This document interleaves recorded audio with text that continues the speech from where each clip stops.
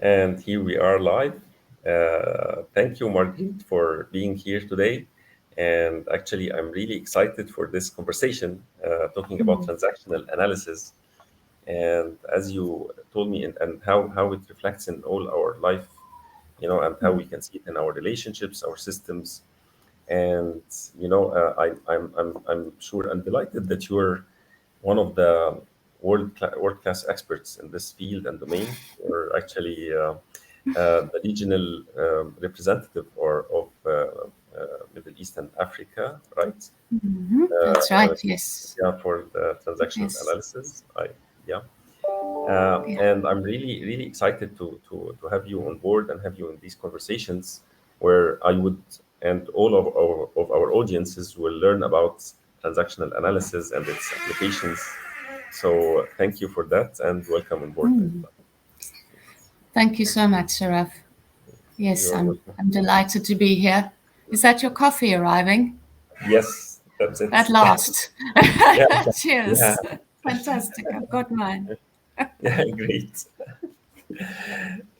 Uh, so you told me before we just started, can I copy something from what you said, that this is your playground and this is what you love to do? Yes. And actually, I find you Mm, when I first heard you in our ICF team and group coaching community practice, I really mm, found this. You were just talking about it as if it's a second nature for you, as if it is something like mm, that's it was totally somebody who's an expert in something and really passionate about it and just delivers it from the heart. So these conversations are normally from the heart. They just mm. and today and Yes. for the next 4 weeks we're going to talk about transactional analysis from the eyes of Marguerite Mm, Sacco, and how you thank actually you. delivered this for and how you work with it in organizations in Mm, mm. conflicts. Yeah, so I just leave the ground for you and just sit and learn. And actually, this is what I love to do. Actually, whenever somebody is passionate about something, just let him Yeah. talk. Let him talk. Yeah. Great. Great. So, I suppose the question though is where shall we begin? Where shall we begin? Yeah.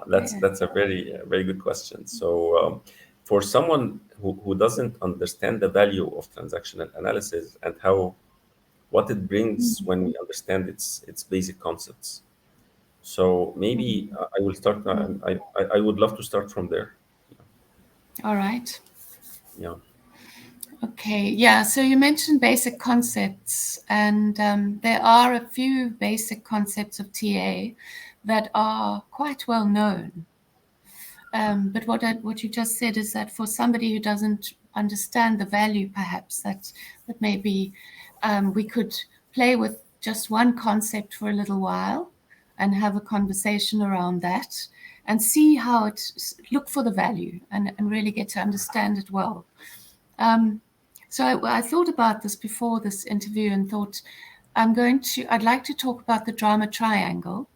I think it is quite well known, but also for a lot of people, maybe they've never heard of it before. And it is a very simple model, so it's very easy to explain. And at the same time, it's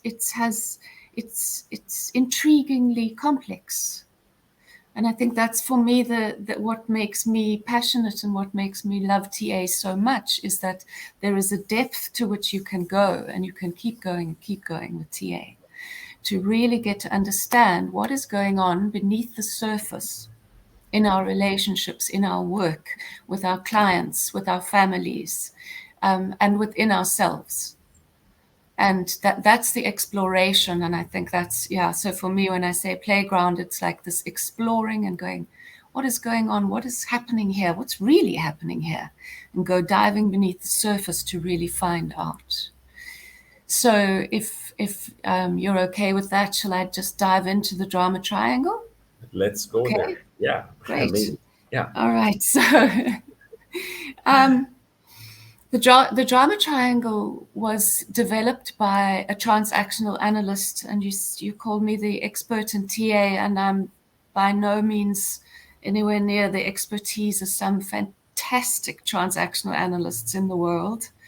Um, Stephen Karpman being one of them, and he developed the drama triangle. What he said was, in any drama, and we get big dramas and small dramas, you get mini dramas, so little things that happen in the office where things go wrong and are annoying, or a conflict at home, to the enormous conflicts of the world even. You could take it to that extent. What you can recognize is three roles being played in a drama. It's two people playing three roles, and the roles are victim, persecutor, and rescuer. And we can enter into a drama triangle from any of those roles. So to give you an example, a simple example would be, perhaps you're in the office and there is someone who comes, you taking a break, you're getting a cup of tea, and you meet a colleague and they tell you that they are terribly stressed, they've got so much work, they don't know what to do, and they can't seem to keep up, and they're desperate, and they're in a state of desperation. You might be by nature a rescuer, someone who likes to help people, and you assume that they want help and that you can give it, and you start telling them what they should do. This I can link to, you may have heard of Eric Berne's book, The Games People Play. I've got my old copy here. It's very old. You can get modern copies, they're still in print. And one of the games Eric Berne describes in this book is called the Why Don't You, Yes But. So I will start saying, why don't you do this? Why don't you do that? And that person will be saying, yes, but I've tried that and I've tried that and I can't do this and I can't do that. And any idea I give them, they refute and come up with a reason why they can't do it. Someone in this interaction is going to switch at some stage from being the victim. So if I'm in the rescuer, I'm assuming this person is a victim who needs my help and who can't help themselves. That person might not have wanted my help and didn't ask for it. They were just expressing their feelings around the frustration of having too much work to do. They might switch to persecutor at some point and go, what, will you stop telling me what to do? You act as if I don't know what I'm doing, and I do know what I'm doing. I was just expressing. And then the rescuer will switch to victim and will feel all offended because I was only trying to help you. And that line, I was only trying to help you, is what we call the payoff. It means that I can walk away as the rescue. Payoff, yes. What is the payoff for the game we've just played? Both of us have what we call a payoff. And I walk away as the rescuer who has now has shifted to victim. I can go and lick my wounds and tell other people how it's so unfair, I'm only trying to help and I'm completely misunderstood. And then I can get a lot of attention, or what we call in transactional analysis, strokes, for being so kind and being so misunderstood. The victim who has switched to persecutor might go away from that going, you see, nobody understands me, nobody gets it. I only can look after myself. And that is their belief in the world. And that little interaction proves that belief for them. So there are many interactions that you can see the drama triangle unfolding. It can happen at work, it can happen with a client. That one is quite an interesting one in coaching, for example. I think. Yes. Can I interrupt you here in something? Yes, please do. Because what you are saying here is that most of our dynamics in our day-to-day life are actually subject to being seen from the eyes of transactional analysis. And actually, when you're talking about the drama triangle and the three roles of the victim, prosecutor, and rescuer, they're just maybe an explanation or a map of a dynamic that may happen between two normal people because of somebody feeling helpless, the other one trying to support, and actually each of one assuming a role. That's not. So Yes. can this be okay? Yeah. So Yeah.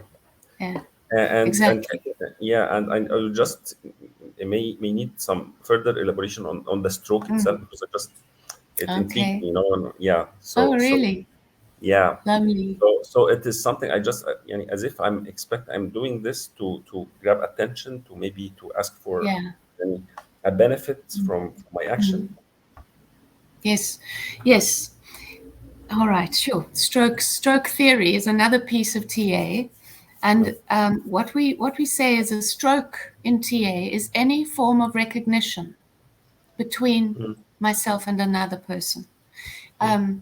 So I, even in terms of things like a greeting or a glance, I always describe how when um, I moved from Johannesburg, South Africa, to Cape Town, and we have a different way of being in those two places. When I was in Johannesburg, if you walked down the road, you didn't look at people, and you certainly didn't greet or smile. When I came to Cape Town, everyone you pass in the street, you smile at and you greet. Now that is a stroke, and we have a stroke interaction where just the smile needs a response, an equal stroke back. So I'm supposed to smile, and if they greet, I must greet. That's how we do it. And every culture has that. There are different ways in which we interact. So a stroke can be something so small as just being seen and recognized, to enormous, being strokes that are positive or negative. So you get negative strokes, for instance, being beaten, or enormous positive strokes, which would be great recognition, Wow. you know, As if it is so a for unit of instance, transaction, yes, as if it's a yes, unit of transaction, as if yes, it's a that's currency, beautiful, you know. Sharaf. It's Yeah. exactly, oh wow, Sharaf, that's fantastic. So we talk about the stroke economy as Oh. if it's a currency. Yeah. Mm, And the stroke economy, this is stroke economy, Claude Steiner spoke about it. Um, and it is a transaction, and that's why we call it transactional analysis as well, that every interaction is actually a transaction. And what we give and what we get is a transaction. And yeah. we look for equality in that, that what I give is reciprocated in Wow. what I receive. Hmm. Yeah. So with transactions, we look at what is the person looking for from me?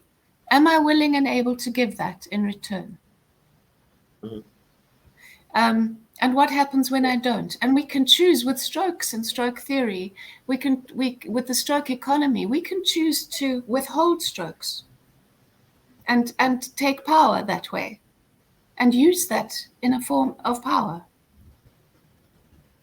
So if I withhold, let's just bring it to the workplace, as a manager, as a leader, if my style is to withhold positive recognition and make my employees feel subordinate, small victims, I feel like I have all the power. So I can manipulate strokes to get power.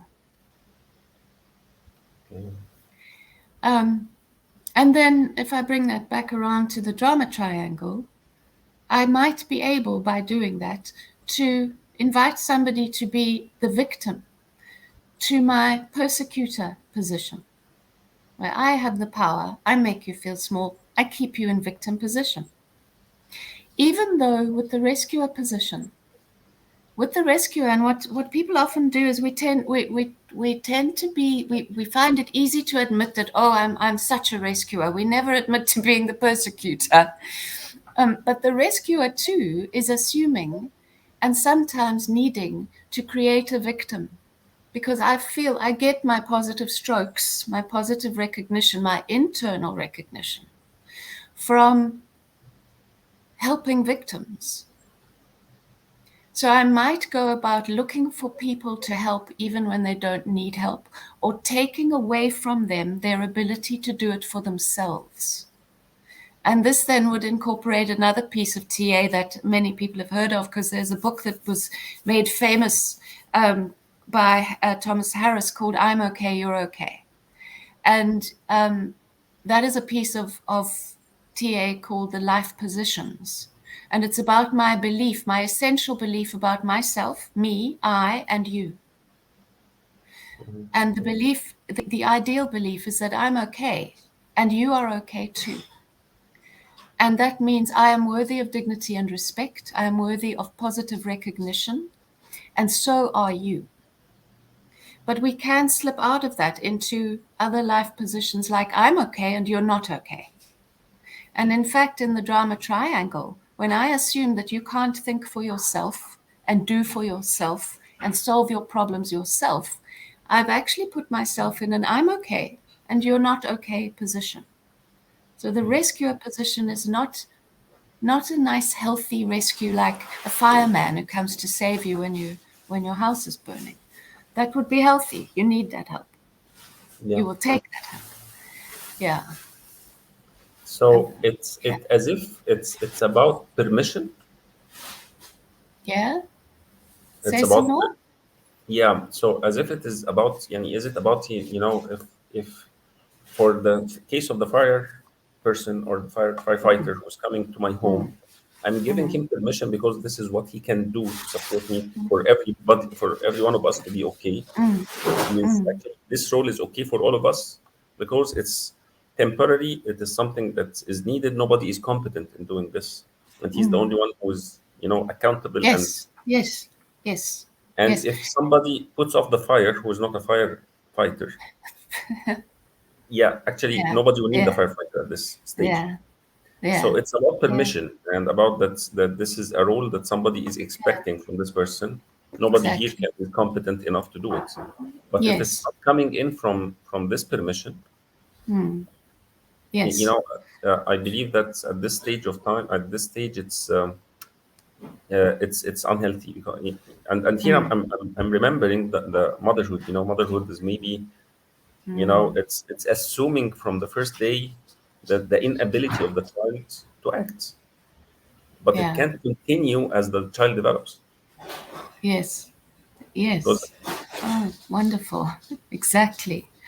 Exactly. So there's taking what we're talking about and putting it into the arena of parenting and yeah, recognizing. And it is quite something to recognize that as your child develops, they're developing skills from the very beginning. And there comes a time when you have to stop holding the baby, when you have to let the baby sit up for themselves. And when they're babies and they're growing, we love that. We are delighted when they take their first step. But then there's certain things that we may want to hold on to and keep on doing ourselves for them. yeah, And we over nurture. And as they get older and older, they are incapable of doing things for themselves because they have parents who will do it for them. And that's yeah, often when I see that and I listen to a parent maybe describing how their adult child um, is moving out of home. I had this a while ago where a woman was saying that her daughter is going to move out and wants to find her own place in the world and what have you. And then the mother said, so I'm looking for an apartment for her and I'm going to buy it for her and so on and so on. And I thought, what happens the day you're not there? And that person who is an adult and could be doing it for herself is suddenly hurled into the world with no skills and no ability and has to learn later on in life and make all the mistakes because you're not there anymore. yeah, There's something in the drama triangle. We say that in terms of the rescuer role, if you're doing more than 50% of the work, you are then rescuing and it's unhealthy. It's an unhealthy rescue. And it's also, bear in mind, this is what we call psychological rescuing. So it goes back to physically when I need help. If I'm in a dangerous situation, I need to be rescued. The psychological rescue, when we agree to assist someone, make a deal, make a contract. We talk about contracting, and you would have seen that in the ICE when I did the presentation with the ICF about making a contract that says, all right, I will do this much. How much will you do? So with the child, your daughter or son, I will assist you this far. How far will you come to meet me in the middle? With an employee, the same thing. I will not do all your work for you. I will assist you, and then it's for you to step up and take over. And it's an easy way to check myself. To what extent am I doing all the work here? Yeah. yeah. So that's amazing. Actually, here, when I mentioned this mother example, and you were talking about, and how you're reflecting on it, I just remembered here that when I'm working with most of the managers that I work with, they have big issues in delegation and looking Mm. at their employees as Mm. immature, Yeah. Yeah. incompetent. Yes. Yes. Yeah, and Yeah. it comes to me, does it connect, how you are appraised as a person, how you were raised as a child? Mm. Does it impact how you Mm. behave as an adult here when it comes to where, Mm. holding power, sharing power with others, Mm. acknowledging and empowering others, Mm. especially Mm. that in the technology industry, it's about technical competency, mostly, Mm. especially in the Mm-hmm. leadership. They're always working on two factors: the leadership Yeah. aspect and management competencies, and on the other side, they're Mm. working on the technical competency. And most of the time, the one on the top is the most competent technical Yeah. Yeah. person. Okay. Yeah. So, is there any connection here? Because actually, this it resonates a lot with me. Are you asking, Sharaf, about a connection between the way that our upbringing, the way we Yes. were raised? Yes. And then possibly the roles we might pick, that I might be always picking and being in the victim position on a drama triangle, Yes. or always the rescuer, always. Yeah. So what you now walking into there would be what we call script and script theory in transaction analysis. What is a script? It's a story of our lives. And our script starts to form at birth. And in childhood, what we're doing is we're learning how to survive in the world, and we're looking out there and we're going, what works and what doesn't work. We talk about ego states and the parent and the adult and the child ego state. And even in the child at a very, very young age, there is a parent and a child and an adult ego state. And we call the adult ego state in the child, we call that the little professor. And you can imagine when we're little, we're looking about and we're trying to figure out in our tiny little minds how it works and what will work. And we make decisions, but they're childhood decisions. And we figure out what kind of strokes work in my home. So, for instance, if I get a lot of attention for doing things wrong at home, my decision might be that if I make a lot of mistakes and do things wrong and I play up a lot, I'm getting attention. It's not positive attention, but at least it's some attention. So I add that to my script. I also then we learn in childhood about whether I'm okay and you're okay, or if I'm okay and you're not okay. So we look at even in terms of how my family sees other people in the world. Oh, we're okay, but that group, they're not okay. I take that into my script and it becomes a piece of the puzzle of my story and my way of being in the world. Perhaps I learn in childhood that if I play the victim role, then I get rescued. So that's then how I behave in adulthood. Wow. So in workplace, for instance, I might feel that when I have to approach someone in a position of power or authority, I need to put myself in a small victim role because that's how it's always worked for me. And in fact, I have a colleague who, it was a delightful story. She told me she worked in Germany for a while and she worked um, with transactional analysts there. And she said her supervisor noticed that she would come into his office and she would wring her hands and she would put on a high squeaky voice and she would talk to him like a little girl. And his way of dealing with it was to actually send her out of the office and refuse to engage. And he would say to her, come back when you're an adult. And she Wow. wasn't allowed to play the child ego state victim role in his office. And she was quite flummoxed in the beginning. She just didn't know what to do. Then she couldn't believe he really meant leave. Leave the office, come back when you're an adult. But it was such a clever technique because it was like breaking state. That's an NLP term, I believe. Yeah. I'm not really au fait with. NLP, Yeah. but I think they call it breaking state. Yes. Yes. So actually moving out of the office and coming back in your adult is a really brilliant technique to help her move out of victim as well, and not play a little drama triangle with him. Ah, okay. So yeah.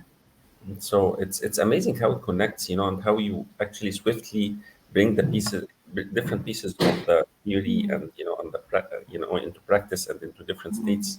With mm, you're okay, I'm okay.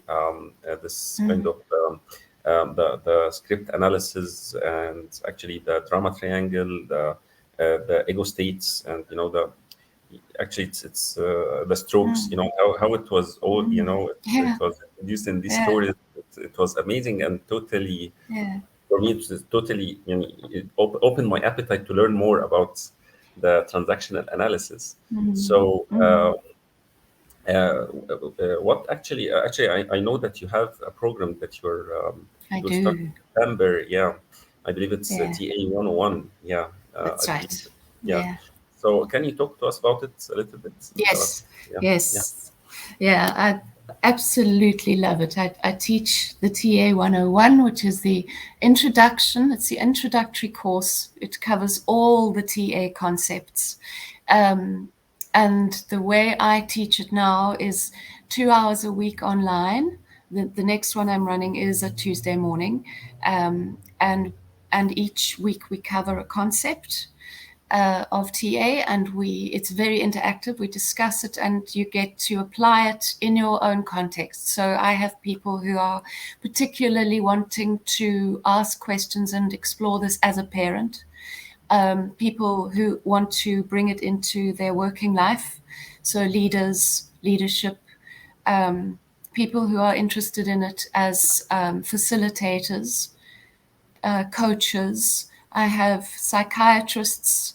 I have psychologists who want to use it in their field, organizational development experts.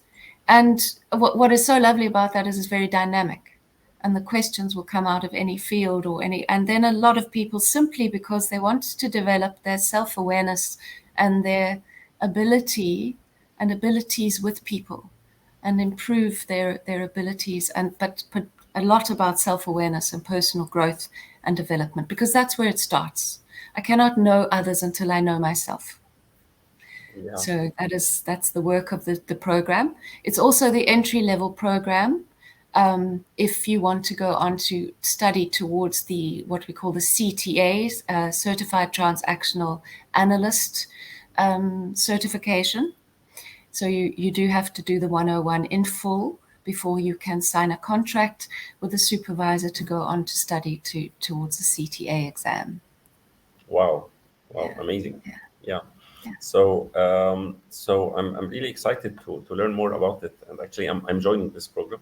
I'm so glad. I'm Already, delighted that you've joined. I already Yeah, subscribed there, so and happy. would love to see. Yeah, Yeah, and yeah, really excited because actually I great. see in working with my clients a lot of value in actually bringing these concepts into into their understanding, into their awareness, what's happening here. This leader that we're Mm, talking about, the last one with who told this lady, you have to go out there and then come back when you're in the adult mm, state, and he mm. broke her state. Actually, this is a very simple leadership practice that Yeah, once it's done, it breaks the cycle. It breaks yeah, the story, and breaks and actually it promotes for healthy dynamics between the different team members, between the leadership, and actually, and it's here I'm just raising I'm having a very bit of a concern. I'm not a therapist, I'm a coach. So yes, yes, yes, and when we're talking about the scripts and the scripts and analysis, actually it shows that in a way that there are things that may need therapy. yes, So is it yes. usual that a transactional analysts have a therapy background, or is it usual Mm, that in some mm, some situations we refer to therapists? What is the exactly most, that. yeah, Yeah, what, yeah. So there are various streams of TA. You can do counseling and clinical transactional analysis, organizational, and educational. And I'm an organizational transactional analyst, so I am not a therapist. And when I do the work, it's important to be very clear as to what you can do and can't do. The work with the TA 101 is a journey of self-development and personal insight and personal growth. And we do talk about childhood development in that. But I'm not a therapist, so what I would say is I would give you the models, look at them, and if you want to, and if you recognize the need to do the work, then you would go and see and possibly a clinical transactional analyst, an analyst who's in psychotherapy field. And then you can unpack what you have learned in that language. You don't have to go to a TA psychotherapist, though. You could go to anyone and just present what has come to you through this workshop and say, I need to do this work. I want to delve deeper. Yeah. And I think also with coaching, and I think that's the thing with coaches as well, that often there is that question as to, I need to be careful that I haven't crossed the boundary, the line between coaching and counseling. And recognizing this is not coaching, this is counseling. I need you to go to a counselor for that. So that is important in TA, that we work within those boundaries and are very clear about them when we do the work. Yeah. Yeah. So I believe that I can't. This is not enough for me. I'm still having this appetite to continue this conversation, but we already exceeded the 30 minutes. Yeah. So what kind of a final? I believe that we are lucky that we still have other weekly yes, we do episodes. Yeah, or at least three until now scheduled. So next week, I believe that we will have another conversation to continue talking about transactional analysis and with Marguerite Sacco. So actually, I would love to hear from you a final maybe statement or something, before closing this lovely conversation. So yeah.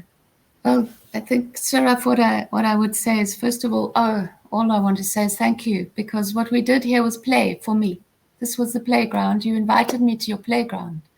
And if there's anything I would want to encourage people to do is to come and join in the playground of transactional analysis, where it's dynamic and fluid and filled with brilliance.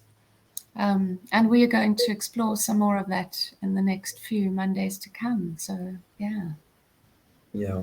Well, thank you, Marguerite. And really, it was an amazing morning today. It was really very inspiring. And actually, I really learned a lot. And actually, I'm still looking for more and more and more. Great. Yeah. So our next episode is on 16th of August at 9 a.m. Cairo and Cape Town local time, and which is GMT +2. Yeah. And actually, we would love to have you on board. And actually, we will continue discussions about transactional analysis. And thank you, Marguerite. This is the next episode that we're having. And I really appreciate your time, your efforts, your kindness. And thank you for every minute and every wisdom you shared today.